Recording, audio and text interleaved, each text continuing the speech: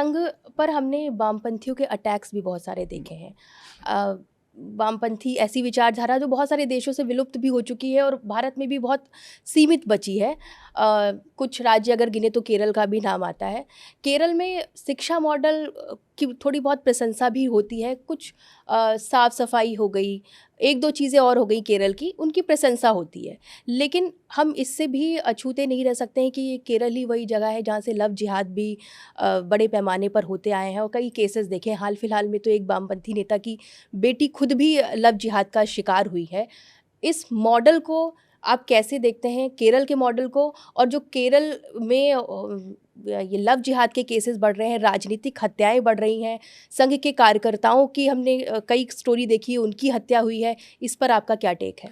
देखिए, क्या है, एक विचारधारा जो आज पूरे दुनिया में जिसका दीपक बुझने जा रहा है, अब वो अंतिम चरण में फड़फड़ा रही है।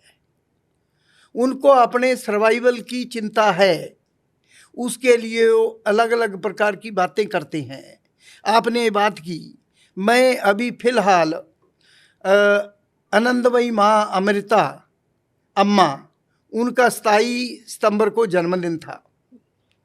उनके जन्मदिन के लिए मेरे को निमंत्रण आया कि आप उस कार्यक्रम में पधारिए। मेरे को मन में इच्छा थी, मैं केरल के बारे में जानता नहीं था, तो मैंने वहाँ के एक ट्रैवल एजेंट को कहा कि मेरा टूर एक अरेंज करें। तो उन्होंने 8 दिन का मेरा टूर बनाया। उस टूर के दौरान मैं त्रिवेंद्रम एयरपोर्ट पर जब उतरा तो मेरे को वहाँ जो मैंने एक ट्रैवल एजेंट के द्वारा बुक की गई टैक्सी, वो मेरे को ड्राइवर चालक लेने आया। उन्होंने मेरे को नंबर भेजा हुआ था, वो वहाँ पट्टी लेकर एयरपोर्ट पर खड़ा था, तो मैं उसके साथ बैठ गया।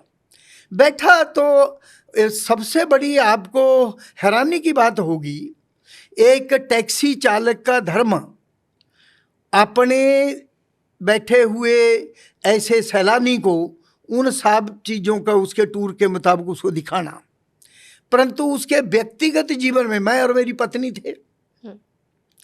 मैं और मेरी पत्नी की 8 दिन की स्टोरी, हमने क्या खाया, किस होटल में गए, क्या किया, वो उसने प्रकाशित की, जो कि एक चालक धर्म में और सामाजिक दृष्टि से अगर हम देखें, किसी व्यक्ति के पति पत्नी के आपसी बातचीत को सार्वजनिक करना, उसकी प्राइवेसी में जाना, ये उचित नहीं। ये सब टैक्सी ड्राइवरों के ऊपर, वहाँ के लोगों के ऊपर एक प्रश्न चिन्ह है। तो वो उसकी कोई भी विचारधारा होगी, परंतु हम जैसे एक सैलानी के नाते आज हम पूरे देश में जानते हैं, पूरे देश का हर बंधु जानता है कि हमारे देश का एक प्रांत जो जम्मू कश्मीर है, उसमें कैसी परिस्थितियां हैं। उसमें आए दिन कोई ना कोई मुठभेड़ होती है। उसमें अभी इतना बड़ा घटनाक्रम हुआ जो पूरे देश में देखा। वहाँ की परिस्थितियां हर व्यक्ति जानता है कि विकट परिस्थितियां हैं, अच्छी नहीं हैं। परंतु जब वही व्यक्ति सैलानी के तौर पर वहाँ घूमने के लिए जाता है, वो पहलगाम के सौंदर्य के दर्शन करता है, वो अमरनाथ की यात्रा, उस गुफा के दर्शन करता है, और वो माता वैष्णो देवी के दर्शन करता है, या अन्य कुछ स्थानों के जो प्राचीन काल में विकसित हुए, जो प्राकृतिक हैं, जो प्रकृति की देन है, उनका जब वो सौंदर्य देखता है तो वो बोलता है धरती पर स्वर्ग है। उसके धरती पर स्वर्ग बोलने से वहाँ का राजनीतिक वातावरण नहीं है उसकी सोच में, उसकी सोच में उसका प्राकृतिक सौंदर्य है। ऐसे ही मैं जब केरल गया तो मैंने वहाँ पद्मनाथ मंदिर के दर्शन किए, वहाँ के पहाड़ियों को देखा, मुन्नार पर्वत को देखा, वहाँ की वाटरफॉल को देखा।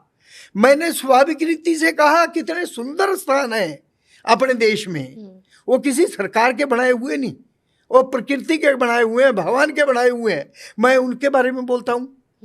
अब मेरी इस बात को हो लेकर यह प्रयास करता है कि उत्तर भारत का एक संघ का बड़ा अधिकारी आकर केरल के बारे में कैसा अच्छा बोलता है। मेरे को केरल की राजनीति की जानकारी नहीं है, वहाँ क्या चलता है ऐसा नहीं है।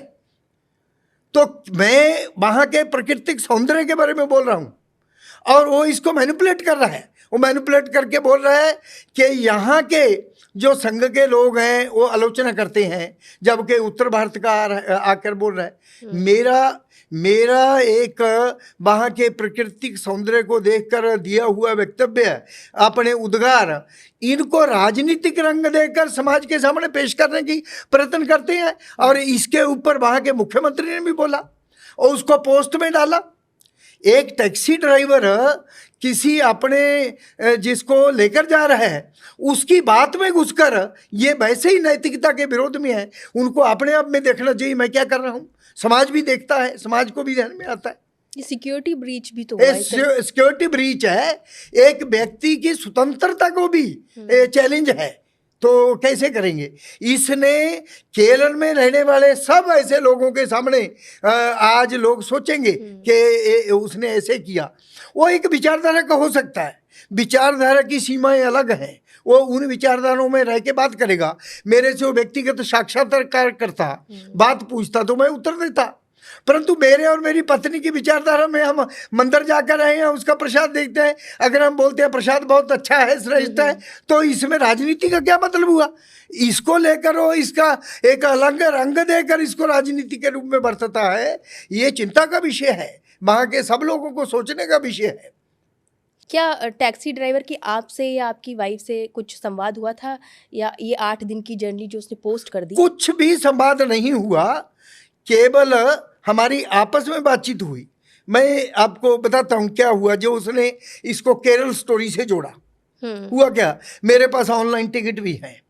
मैं और मेरी पत्नी उससे 6-7 दिन पहले परम सुंदरी पिक्चर देखने गए। अब मेरे को उतना ज़्यादा शौक नहीं है अभी क्या हुआ कहाँ हुआ। मेरी पत्नी ने कहा है इस पिक्चर की शूटिंग केरल में हुई। केरल में कुछ ऐसे पर्यटक स्थल हैं जो देखने लायक है, हमने नहीं देखे। मैं कहा जाएंगे कभी देखेंगे। तो 2 दिन बाद अम्मा का निमंत्रण आ गया।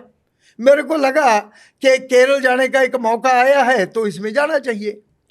अब मैं, क्योंकि मैंने एयरपोर्ट से एक व्यक्ति को साथ लिया उस टैक्सी में, उसने पूछा कैसे आए, मैंने बताया उसको कि ऐसे ऐसे हमारी बात थी, मेरे मन में भी था कि मैं इधर घूमने आऊँ, ये दर्शन करने आऊँ, तो उसके कारण मैंने प्रोग्राम बनाया तो मैं आया हूँ वो परम सुंदरी पिक्चर देखकर।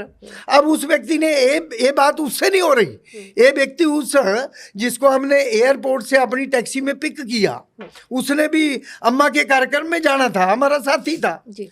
मैं उससे बात कर रहा हूँ और इसने उसको कोट किया, इसने उसको केरल स्टोरी के साथ जोड़कर बताया, जबकि केरल स्टोरी की कोई बात नहीं। तो वो इस तरह का उन्होंने सारा पेश किया, तो ये अच्छी बात नहीं है। एक अच्छी चीज़ जो केरल की थी उस चीज़ को पोर्ट्रे करके जो केरल की नकारात्मक चीज़ें हैं, चाहे लव जिहाद की बात की जाए, राजनीतिक हत्याओं की बात की जाए, उसे छिपाने की कोशिश की जा रही थी।